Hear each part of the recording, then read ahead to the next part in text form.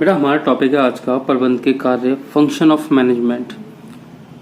Important ज़्यादा नहीं है, बट प्रबंध के कार्य आप ये मान के चलो कि जितने आपके चैप्टर हैं आपके ए पार्ट में, वो सभी इसके कार्य होते हैं।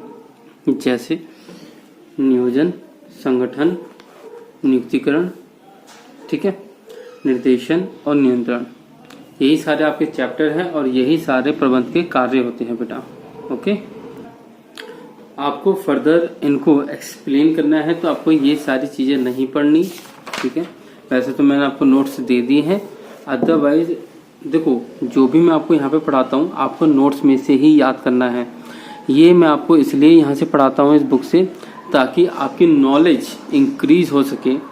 जब केस स्टडी आएगी तो इसी तरीके से कुछ एक्सप्लेनेशन उस केस स्टडी में आपको हेल्प करेगी। तो अगर प्रबंध के कार्य आते हैं तो बेटा आपको यहाँ से पढ़ना है, ठीक है। तो प्रबंध के कार्य में बेटा नियोजन, संगठन, नियुक्तिकरण, निर्देशन, नियंत्रण, ये सभी के सभी 5 पॉइंट इंक्लूड होते हैं। तो नियोजन में क्या होगा, नियोजन में हमें ये देखना होता है कि पहले से ये सोचना कुछ करने से कि आप जो करोगे उससे पहले एक बार प्लानिंग कर लो, उसके एक बार सोच लो, ठीक है। तो नेक्स्ट पॉइंट होता है बेटा संगठन। जब आप सोच लेते हो कि आपको क्या करना है, फिर आपको क्या करना होगा, आगे का जो पॉइंट है बेटा संगठन। संगठन में आप क्या करते हो, इसका अभिप्राय सामूहिक उद्देश्य की प्राप्ति हेतु विभिन्न अंगों में महत्वपूर्ण समायोजन करना होता है।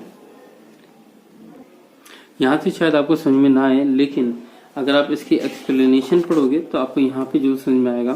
मैं आपको समझा देता हूँ बेटा संगठन होता क्या है। एक एग्जांपल ले लेते हैं कि सबसे पहले आपके दिमाग में एक आइडिया आता है कि मुझे कुछ इस टाइप का कोई बिजनेस स्टार्ट करना है। लेट्स सपोज कि कपड़ों का बिजनेस स्टार्ट करना है, ठीक है। जैसे ही आपके पास आइडिया आ जाता है तो अब आप क्या करते हो, आप पहले सोचते हो कि भैया क्या क्या चीज़ें मुझे यहाँ पे कब करना है, कैसे करना है, ये सारी चीज़ें आप डिसाइड कर लेते हो। देन इसके बाद आ जाता है बेटा पॉइंट संगठन का। संगठन में क्या हो जाता है, अच्छा नियोजन में बेटा एक बात ध्यान रखना, नियोजन में ही उद्देश्य निर्धारित किए जाते हैं, ठीक है। आप जब नियोजन करते हो तो अब आपका उद्देश्य क्या निर्धारित हुआ कि भैया मेरे को एक बिजनेस स्टार्ट करना है, वो भी कपड़ों का, ठीक।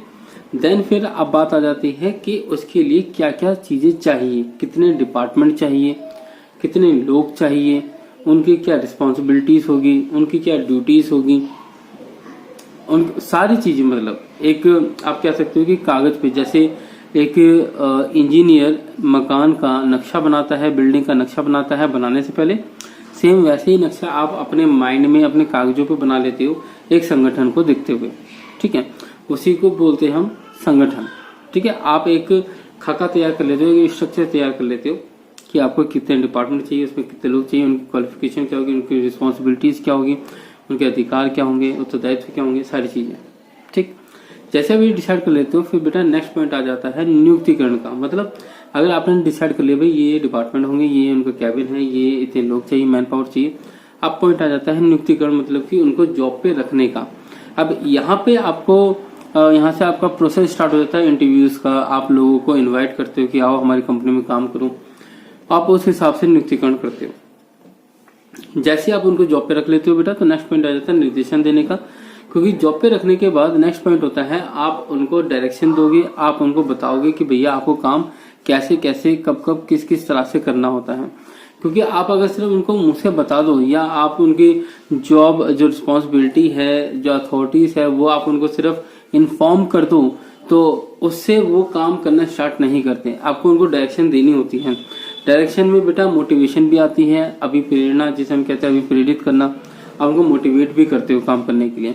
जैसे मान के चलो एक वर्कर है जिसका काम है एक मशीन को चलाना, मतलब वहां से वो कपड़े की जो मशीन है उसको चलाता है, तो उसको देखना होता है कि भैया कि जो प्रोडक्ट जो वहां से मशीन से निकल रहा है वो सही हो, सही से सिला हुआ हो, कहीं से कटा फटा ना हो, मशीन भी ढंग से प्रॉपर तरीके से काम करे।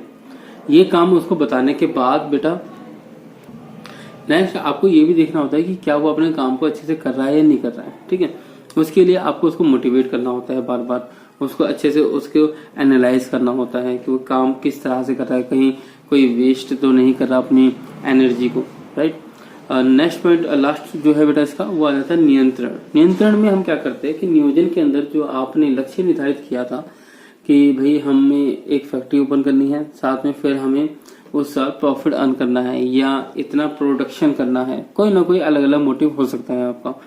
नियंत्रण में हम यही चेक करते हैं कि आपने जो पैरामीटर जो आपने सेट किए थे, क्या उस पे एक्चुअल में रिजल्ट क्या आया, क्या उसके अकॉर्डिंग आया या उसके थोड़ा सा अपोजिट आया।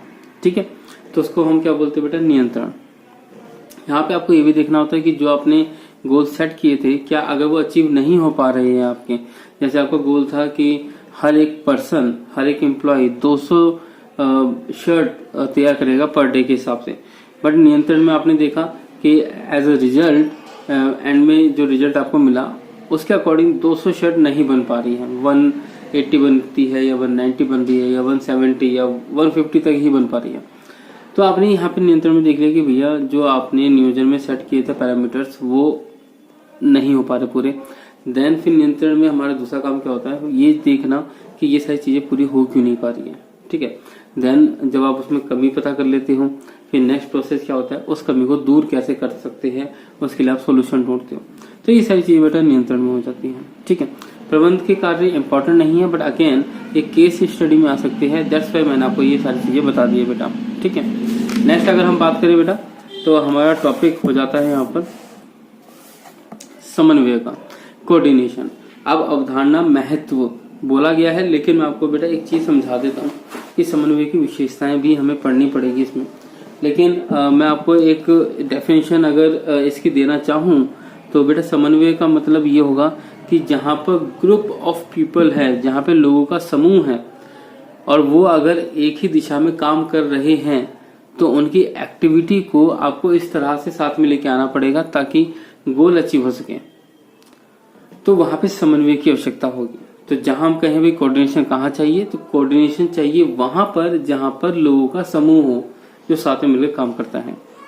राइट, जैसे अगर आप अपने ही घर में देखते हो, आस पड़ोस के घर में देखते हो, तो सास बहू की लड़ाइयां सुनने को मिलती है बहुत ज्यादा। रीजन क्या है कि जो बहू करती है सास उसको कोऑर्डिनेट नहीं करती, जो सास करना चाहती है, करवाना चाहती है, वो बहू कोऑर्डिनेट नहीं करती। तो अल्टीमेटली होता है क्या कि कोऑर्डिनेशन नहीं बन पा रही, समन्वय नहीं बन पा रहा, तो ऐसे में उनके बीच में लड़ाइयां हो जाती हैं। ठीक है, अब लड़ाइयां क्यों हुई, समन्वय की जरूरत क्यों पड़ी, क्योंकि वहां पे दो लोग काम कर रहे थे। अगर आप अकेले काम करोगे तो आपको किसी की कोऑर्डिनेशन की जरूरत नहीं है, क्योंकि आप अकेले हो, सारी चीजें आपको खुद करनी है। बट अगर दो या दो से ज्यादा लोग या पूरा का पूरा आपका समूह आ गया लोगों का, जहाँ पे बेटा मिलकर काम करते हो, संगठन में तो बेटा आपके कंपनी की बात करेंगे हम, तो वहां पे तो बहुत सारे लोग मिलकर काम करते हैं, 200, 300, 1000, 2000, 10,000 लोग काम करते हैं। तो ऐसे में वहां पर कोऑर्डिनेशन की जरूरत बहुत ज्यादा पड़ती है। इवन मैं तो ये कहूंगा कि अगर आप देखते हो कि जैसे डिपार्टमेंट अगर आपने अलग अलग बांटे हैं, आपका फाइनेंस डिपार्टमेंट अलग हो गया, आपका production department, sales department, collection department, accounts, ये सारी चीजें आपने डिपार्टमेंट में बांट दी है। बट अगर आप देखो कि डिपार्टमेंट में तो आपस में समन्वय होना ही चाहिए, कोऑर्डिनेशन होना ही चाहिए, एक दूसरे की हेल्प करनी चाहिए। साथ में उन डिपार्टमेंट के अंदर जो लोग काम कर रहे हैं बेटा, तो हमें वो भी चाहिए कि उनके अंदर जो काम कर रहे हैं लोग, वो भी एक दूसरे को कोऑर्डिनेट करें। क्योंकि अगर वो लोग एक दूसरे को सहयोग नहीं करेंगे, एक दूसरे के साथ मिलकर काम नहीं करेंगे, तो जो पर्टिकुलर उस समूह का, उस टीम का जो गोल है वो अचीव नहीं होगा। और अगर टीम का गोल अचीव नहीं हुआ, डिपार्टमेंट फेल हो गया, डिपार्टमेंट फेल हो गया तो पूरी ऑर्गेनाइजेशन फेल हो जाएगी। अगर प्रोडक्शन डिपार्टमेंट अगर लेट सपोज अगर प्रोडक्शन डिपार्टमेंट अगर अपने लेवल तक काम नहीं कर पाया जो भी हमें उससे डिजायर थी, जस्ट बिकॉज क्योंकि इसके एम्प्लॉयज एक दूसरे को सपोर्ट नहीं करते हैं, तो इस वजह से क्या हुआ कि एक डिपार्टमेंट अगर फेल हुआ तो सेल्स डिपार्टमेंट फेल हो जाएगा। देन अगर सेल्स डिपार्टमेंट फेल हो गया तो अल्टीमेटली प्रॉफिट जो ग्रोथ है वो कम हो जाएगा, और इससे हमारे पूरे ऑर्गेनाइजेशन पे बहुत ज्यादा इफेक्ट पड़ेगा। राइट, तो आप समन्वय को मोटा माटी ये समझ सकते हो कि जहां पर लोग मिलकर काम करेंगे तो वहां समन्वय चाहिए, वहां कोऑर्डिनेशन चाहिए। ठीक है, अगर मैं बात करूं कि बेटा इसकी डेफिनेशन क्या पढ़ेंगे, तो आप डेफिनेशन बेटा कुंटज एवं एंड ओडोनेल की बेटा इसकी याद कर सकते हो। समन्वय प्रबंध का सार तत्व है। सार तत्व का मतलब क्या हो गया बेटा, एक इसेंस है, एक मेन पॉइंट है। ठीक है, जैसे पूरी इंडिया टीम के लिए एक टाइम पे धोनी रहा करते थे। जैसे धोनी है तो भैया एक होप होती है कि मेन पर्सन जो, तो ऐसे ही समन्वय प्रबंधन का पूरा एक सार तत्व है। सार का मतलब यहाँ पे क्या हो गया कि बहुत ज्यादा जरूरी है। अगर प्रबंध में समन्वय नहीं होगा तो आप जितने मर्जी प्रबंध के कार्यों को गिना लो, चाहे वो नियोजन हो, संगठन हो, निर्देशन हो, बेटा वो किसी काम के नहीं है। रीजन क्या है? क्योंकि वहां के अंदर जो लोग काम कर रहे हैं वो ही अगर एक दूसरे को सपोर्ट नहीं करते, डिपार्टमेंट ही एक दूसरे को सपोर्ट नहीं कर रहा, तो ऐसे में जो आप प्रबंध कर रहे हो वो फेल हो जाएगा। प्रबंध आप किस लिए करते हो? क्योंकि आपने एक गोल अचीव करना है, तो इस वजह से आप प्रबंध कर लेते हो, लोगों को एक साथ लेकर आते हो। ठीक है। समन्वय प्रबंध का सात तत्व है जो कि एक समूह के लक्ष्य की प्राप्ति हेतु, आगे बेटा, एक समूह के लक्ष्य की प्राप्ति हेतु व्यक्तिगत प्रयासों में, व्यक्तिगत मतलब इंडिविजुअल जो आदमी काम कर रहे हैं, जैसे 10 लोगों की टीम काम कर रही है तो 10 लोगों की टीम तो एक है, तो एक टीम का गोल एक ही होगा। लेकिन अब देखो समूह के लक्ष्य, तो समूह का लक्ष्य हो गया, वो ग्रुप का एक गोल हो गया। उनकी प्राप्ति हेतु व्यक्तिगत प्रयास मतलब इंडिविजुअल जो आदमी है, 10 लोग, 10 के 10 जो अपने अपने लेवल पे जो काम कर रहे हैं बेटा, उन सभी के कामों में आपको तालमेल लेकर आना जरूरी है, सामंजस्य लाना जरूरी है। आप इस तरह से कुछ आइडिया लगा सकते हो, जैसे मान के चलो स्कूल का एक एग्जांपल ले लेते हैं। ठीक है, आपके टीचर ने कहा, पीटीआई सर ने कहा कि भाई फंक्शन होगा कल 15 अगस्त का, तो एक काम करो बेटा, स्कूल क्लासरूम से डेस्क लेके आ जाओ, कुर्सियां लेकर आ जाओ। ठीक है, तो अब आप अलग अलग तरीके से काम कर सकते हो। काम कैसे कैसे कर सकते हो? जैसे मान के चलो कि उन्होंने 10 बच्चों को अपॉइंट किया इस काम के लिए, उसमें से सिर्फ एक ही बच्चा काम कर रहा है, बाकी 9 बच्चे आराम से क्लासरूम में जाके बैठ जाते हैं, राइट। तो अल्टीमेटली क्या यहाँ पे सामंजस्य स्थापित हो पा रहा है? नहीं हो पा रहा। दूसरे तरीके से आप देख सकते हो, या फिर ये हो सकता है कि आपने 5 बच्चों को कहा कि भैया आप डेस्क लेकर आओ, और बाकी 5 बच्चे जो होंगे उनको लाइन वाइज लगाएंगे। ठीक है, तो इस तरह से क्या होगा कि ये 5 और 5 को आपने 2 अलग अलग ग्रुप में डिवाइड किया। ये अगर एक दूसरे को सपोर्ट करेंगे, एक दूसरे के कामों को सपोर्ट करेंगे, तो आपका लक्ष्य आप अचीव कर लोगे, अदरवाइज नहीं हो पाएगा। तो इसकी मीनिंग का बेटा ये था, इसकी डेफिनेशन। तो ये डेफिनेशन पर्सनली मुझे बहुत अच्छी लगती है। भले ही नोट्स में जो लिखा है वो आप याद कर सकते हो, मैं फिर कहूंगा नोट्स में इसे याद कर सकते हो, कोई इशू नहीं है बेटा, बट डेफिनेशन मैंने आपको अपनी साइड से बताई जो पर्सनली मुझे अच्छी लगती है। तो जब भी बेटा राइटर की डेफिनेशन लिखो तो बेटा नाम लिखना मत भूलना, इससे आपको नंबर मिलने में बहुत हेल्प होती है। नेक्स्ट पॉइंट बेटा, समन्वय की विशेषता। Not so important but read करना हमारी जरूरत है, तो हम पढ़ेंगे बेटा। समन्वय की विशेषता क्या होती है? समन्वय सामूहिक प्रयास में सामंजस्य स्थापित करता है। जैसा ऑलरेडी मैंने आपको कहा, सामूहिक प्रयास में, तो सामूहिक प्रयास मतलब कि ग्रुप ऑफ पीपल जो मिलकर जो काम करेंगे बेटा, उनका काम क्या होगा कि जितने भी वो काम कर रहे हैं उनके बीच में कोऑर्डिनेशन लेके आना, उनके काम को साथ में मिलकर करवाना, ताकि हमारा जो गोल है वो हम अचीव कर सके बेटा। समन्वय की विशेषताएं बच्चों, नेक्स्ट जो टॉपिक है हमारा वो है समन्वय की विशेषता। समन्वय की विशेषताओं में टोटल आपको 6 पॉइंट दे रखे हैं बच्चे। ठीक है, अगेन कहूंगा बेटा, पढ़ना तो आपको वही है जो नोट्स में, वो याद करना है। बुक से हम इसलिए पढ़ लेते हैं क्योंकि अगर बाई चांस केस स्टडी जब बनती है तो इसमें एक्सप्लेनेशन थोड़ी ज्यादा होती है, जो आपकी काफी हेल्प करेगी केस स्टडी को सॉल्व करने में। ठीक है, पहला पॉइंट बेटा, समन्वय सामूहिक प्रयास में सामंजस्य स्थापित करता है। मैंने आपको बेटा पहले ही ये चीज बताई हुई है कि सामंजस्य आपको तभी, समन्वय आपको तभी आपको यूज करना होता है जब आप ग्रुप में काम कर रहे हो। जब सभी लोग मिलकर काम करते हैं तो ऐसे में तालमेल बिठाना जरूरी होता है लोगों के बीच में। तो वही लिखा हुआ, समन्वय सामूहिक प्रयास में सामंजस्य स्थापित करता है। तो सामूहिक प्रयास मतलब कि जब अनेक व्यक्ति प्रयास करते हैं, सभी लोग अपना अपना काम कर रहे हैं, तो ऐसे में उन सभी का जो प्रयास है, उन सभी का जो काम है, उन सभी को हम एक रूप लाने की, उन सभी के द्वारा किया जाने वाला जो काम है उनको एक साथ लाने की कोशिश करते हैं। समन्वय प्रयास में एकता सुनिश्चित करता है। अगेन वही सारी चीजें हैं। ठीक है,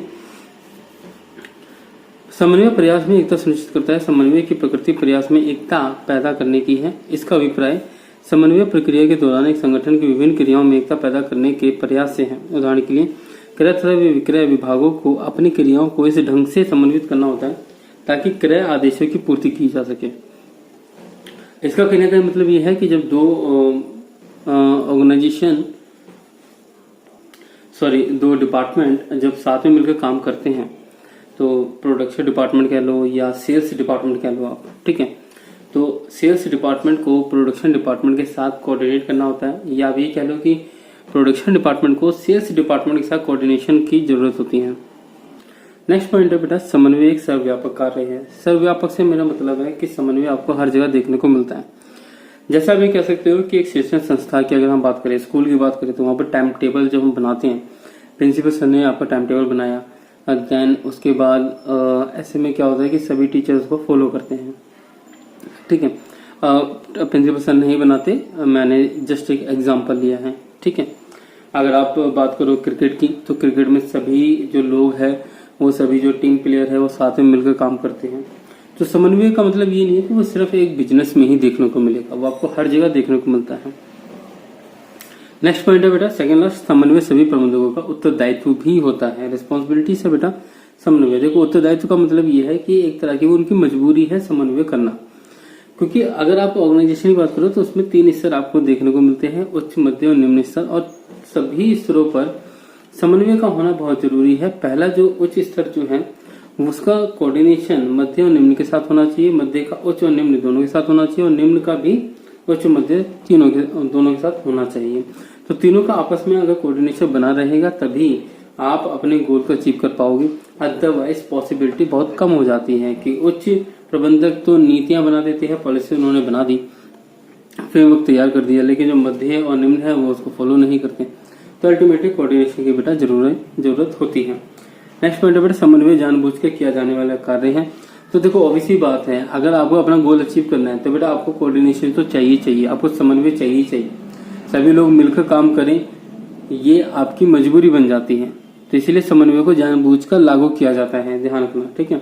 अच्छा, एक बात और ध्यान रखो बेटा, एक हो जाता है वर्ड सहयोग, कॉर्पोरेशन, एक होता है बेटा कोऑर्डिनेशन। तो सहयोग और समन्वय दोनों में फर्क होता है।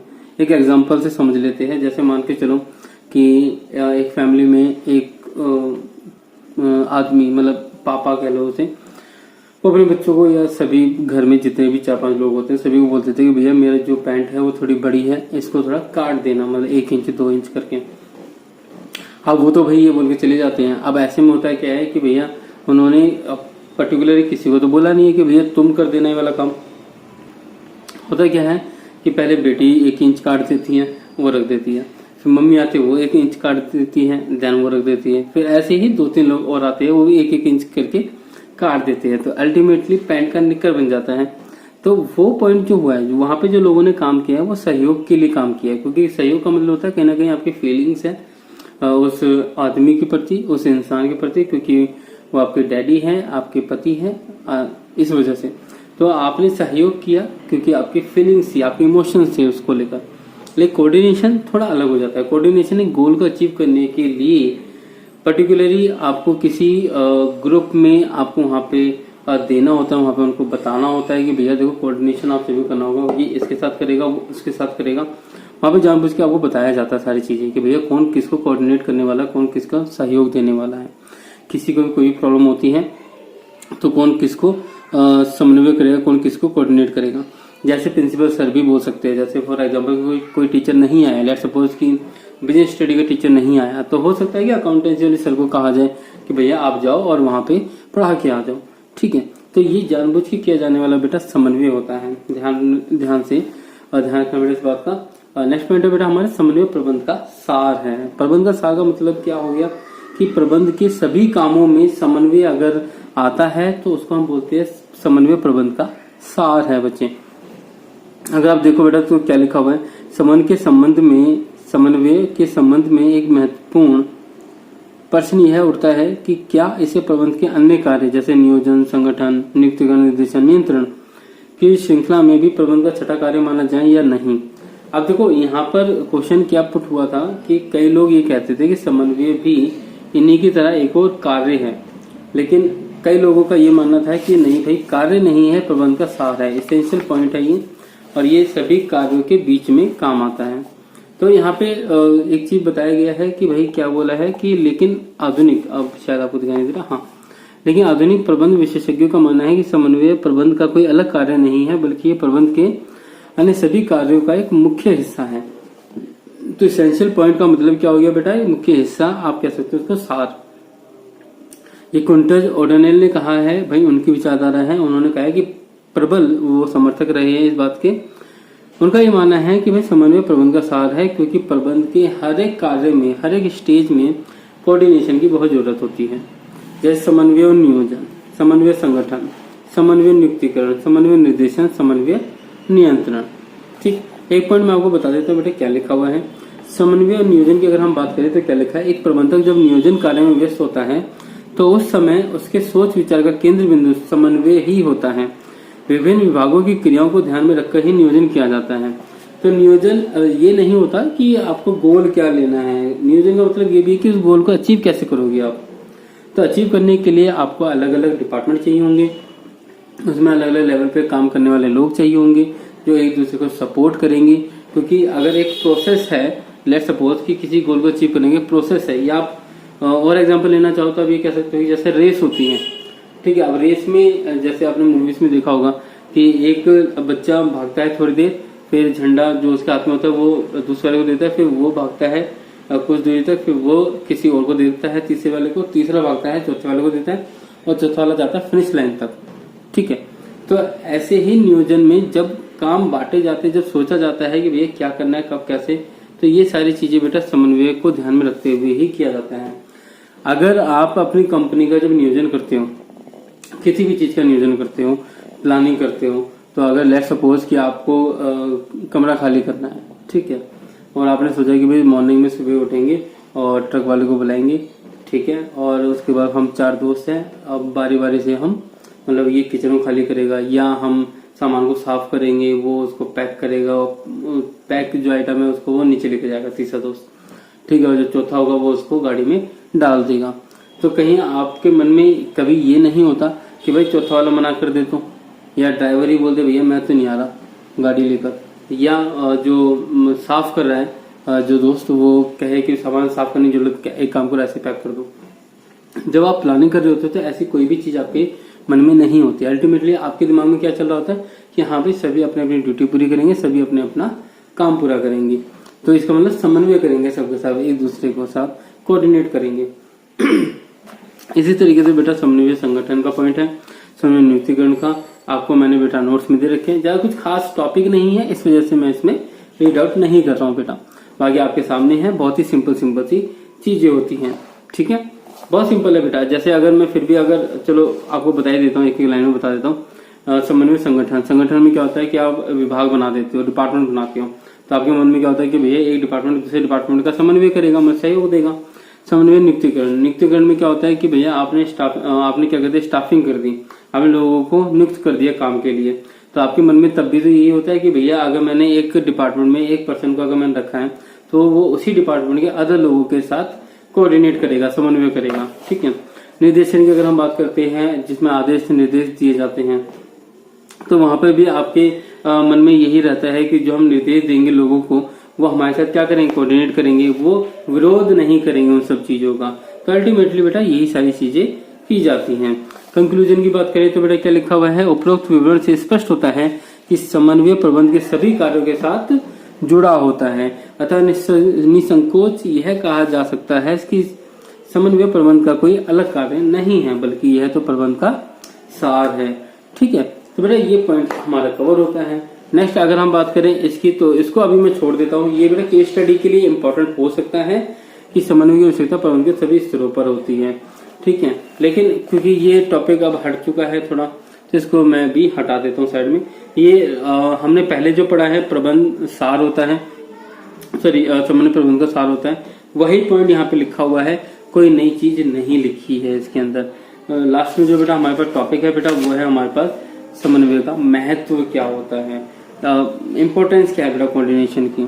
तो अगर हम देखें तो एक चीज बताओ बेटा, कोऑर्डिनेशन की अगर हम बात करें बेटा कि अगर किसी बिजनेस में अगर आपको समन्वय लाना है, कोऑर्डिनेशन लाना है, तो भाई क्यों लाना है? सबसे मेन क्वेश्चन आपके मन में ये होता है कि भैया लाना ही क्यों है, ये बताओ आप। देखो बताओ, अगर आपने कोई बिजनेस स्टार्ट किया है तो आपका मेन मोटिव कहीं ना कहीं प्रॉफिट कमाना होगा या मार्केट में स्टैब्लिश होना होगा, ठीक है।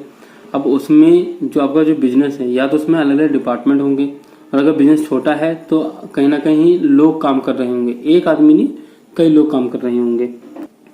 छोटा सा एग्जांपल ले लेते हैं कि अगर आपने कपड़े बेचने की दुकान खोली है, आप 3-4 दोस्तों ने मिलकर, तो वहां पर आपके दिमाग में क्या रहेगा जब आप दुकान खोलोगे कि भाई हम चारों दोस्त एक दूसरे को कोऑर्डिनेट करेंगे, एक दूसरे के साथ समन्वय करेंगे, एक दूसरे का साथ देंगे। आपके मन में कभी ये नहीं होना चाहिए, और इवन होता भी नहीं है, कि जैसे हम दुकान खोलेंगे तो एक जो दोस्त होगा वो मुंह फुला लेगा और एक चला जाएगा अपने गांव, और एक कहेगा भैया मेरे पास तो पैसा नहीं है, और अकेले एक रह जाएगा। क्या ऐसा होगा? कभी नहीं होता। तो बेटा जब भी बिजनेस स्टार्ट होता है तो आपके मन में, दिमाग में हमेशा ये रहेगा कि भैया हम सभी मिलकर कोऑर्डिनेट करेंगे, और उसके पीछे का रीजन भी है। अगर आप कोऑर्डिनेट नहीं करोगे तो आप अपने गोल को अचीव नहीं कर सकते, राइट। सो अगर आपको अपने गोल को अचीव करना है, अगर आपके मन में ये है कि जिसके लिए मैंने बिजनेस स्टार्ट किया है और उसके लिए भैया मेरे को अगर वो अचीव करनी है वो चीज़, चाहे वो मार्केट में स्टैब्लिश होना हो, फेमस होना हो, या प्रॉफिट कमाना हो, तो उसके लिए बच्चे आपको कोऑर्डिनेशन की जरूरत है कि सभी लोग मिलकर काम करें, जितने भी लोग काम करें मिलकर काम करें। तो अल्टीमेटली मैंने आपको बता दिया। अब नेक्स्ट पॉइंट अगर हम बात करें जो इन्होंने बताए हुए हैं, तो पहला पॉइंट है बेटा संगठन का आकार। अब जैसे कहा गया है कि जैसे जैसे बेटा व्यवसाय को टाइम होता रहता है, वैसे वैसे व्यवसाय बढ़ता चला जाता है, और उसमें काम करने वाले लोगों की संख्या भी बढ़ती चली जाती है। अब ऐसे में जैसे ही ज्यादा लोग मिलकर काम करेंगे बेटा, तो ऐसे में क्या होता है कि अगर सभी लोग मिलजुल कर काम करेंगे तो काम करना आसान हो जाता है, राइट। और अगर सभी लोग मिलकर काम नहीं करेंगे तो मुश्किल होती है, और इतने सारे लोगों को मैनेज करना थोड़ा मुश्किल होता है। इस वजह से हमें समन्वय लाना होता है संगठन के आकार को देखते हुए कि जैसे जैसे साइज बढ़ेगा ऑर्गेनाइजेशन का, वैसे वैसे लोगों की संख्याएं ज्यादा होती चली जाएंगी। उन सभी के प्रयासों को हमें एक रूप लेके आना होगा, एक साथ लेके आना होगा। तो हमें एक ऐसा वातावरण तैयार करना होगा जिसके वजह से या जिसकी हेल्प से हम सभी लोगों को एक साथ काम करने पे मजबूर कर सकें। Clear point. नेक्स्ट पॉइंट है बेटा कार्यात्मक विविधीकरण। कार्यात्मक विविधीकरण का मतलब क्या हुआ है बेटा? यहाँ पे लिखा हुआ है एक संस्था में स्थापित, बेटा क्या लिखा है, एक संस्था में स्थापित विभिन्न विभागों का हित अलग अलग हो सकता है। ऐसी स्थिति संस्था के मुख्य उद्देश्य को पूरा करने में रुकावट बन जाती है। इस हानि से बचने का एक ही तरीका है कि वह ये कि दोनों में समन्वय स्थापित किया जा सके। ठीक है बेटा, अलग अलग डिपार्टमेंट है, अलग अलग डिपार्टमेंट की अलग अलग मानसिकता हो सकती है, उनके उद्देश्य अलग अलग हो सकते हैं। प्रोडक्शन डिपार्टमेंट का जो मेन मोटिव होता है वो होता है कि भैया प्रोडक्शन करो जितना ज्यादा हो सके। सेल्स डिपार्टमेंट का होता है कि भैया जितना सेल हो सके उतना सेल करो। बट अगर मार्केट अगर क्रैश कर गया, अगर सेल नहीं हो पा रही और प्रोडक्शन डिपार्टमेंट प्रोडक्शन करता रह जाए तो अल्टीमेटली वो वेस्टेज है, क्योंकि सेल डिपार्टमेंट सेल नहीं कर पा रहा है। तो यहाँ पे उनकी कोऑर्डिनेशन की जरूरत है बेटा। नेक्स्ट पॉइंट है विशिष्टीकरण बेटा, स्पेशलाइजेशन। विशिष्टीकरण का मतलब क्या हो जाता है? प्रत्येक संगठन में विशिष्टीकरण का लाभ उठाने के लिए एक मुख्य क्रिया को अनेक छोटी छोटी उप क्रियाओं में विभाजित कर दिया जाता है। प्रत्येक उप क्रिया को अलग अलग व्यक्तियों को सौंपा जाता है जो कि उस उप क्रिया की विशेषज्ञ होते हैं। प्रत्येक व्यक्ति कुल कार्य की परवाह किए बिना अपने कार्य को अपने ढंग से करना चाहता है। ऐसी स्थिति में विभिन्न व्यक्तियों की क्रियाओं को सफलतापूर्वक पूरा करने के लिए उनमें समन्वय स्थापित करना आवश्यक होता है। समन्वय स्थापित हो जाने पर सभी व्यक्ति अपना अपना कार्य कुल कार्य के संदर्भ में समय पर पूरा करते हैं। तो अगर हम पूरा एक बड़ा काम अगर कोई हम देखते हैं तो उसको अगर हम छोटे छोटे पार्ट में डिवाइड कर दें और उन सभी को भाई वो काम सौंप दे कि भैया आपको ये काम करना, तो एक तरह पूरा प्रोसेस हो गया। फॉर एग्जाम्पल जैसे आलू के चिप्स बनाने हैं तो आलू छीलने का काम किसी और को, आलू धोने का काम किसी और को, आलू लाने का काम किसी और को, छीलने का काम किसी और को, काटने का किसी और को, और उसको तलने का किसी और को, और फाइनल उसको टच देने का काम किसी और को दे दिया आपने। तो सभी के कामों को आपने एक पूरे काम को आपने छोटे छोटे पार्ट में डिवाइड किया। देन उसके बाद फिर आपको क्या करना होता है? इन सभी लोगों के प्रयासों में आपको क्या लेके आना होता है बेटा? समन्वय लेके आना पड़ता है। ठीक है, इससे क्या होता है कि आपका कुल जो कार्य है, जो पूरा जो काम है वो समय पर पूरा हो जाता है और विद स्पेशलाइजेशन के साथ बेटा पूरा होता है। कि स्पेशलाइजेशन विशिष्टीकरण बेटा कब आता है? जब आप एक ही काम को बार बार करते हो तो आप विशिष्ट हो जाते हो बेटा उसके अंदर। लास्ट पॉइंट है बेटा हमारा विभिन्न प्रक्रियाओं की एक दूसरे पर निर्भरता। अब देखो भाई जितने भी काम है, अगर जरूर मैंने आपको एग्जांपल दिया था अभी मैंने आलू का, अब आलू की चिप्स में अब जितने भी लोग हैं वो सभी एक दूसरे के ऊपर डिपेंडेंट है, ठीक है। तो अगर आप एक दूसरे के ऊपर डिपेंडेंट हो तो वहां पे आपको समन्वय की आवश्यकता पड़ेगी ही पड़ेगी। वो लिखा है विभिन्न प्रक्रियाओं की एक दूसरे पर बेटा निर्भरता बढ़ जाती है, ठीक है। तो बेटा ये टॉपिक था हमारा लास्ट, ठीक, ये चैप्टर हमारा कंप्लीट हो गया। अब बात करेंगे बेटा इसके इंपॉर्टेंट क्वेश्चंस की। सो ऑलरेडी बेटा वीडियो ज्यादा हो चुकी है, तो नेक्स्ट वीडियो में मैं आपको इसके इंपॉर्टेंट क्वेश्चंस दे दूंगा, ठीक है। वही क्वेश्चंस आपको करने हैं, उनकी तैयारी करनी है, दैट्स इट बेटा, ठीक है बच्चों। तो मिलते हैं नेक्स्ट वीडियो में, और वो लास्ट वीडियो होगी, देन चैप्टर फिनिश हो गया, फिर हम नेक्स्ट चैप्टर की तरफ आगे बढ़ेंगे।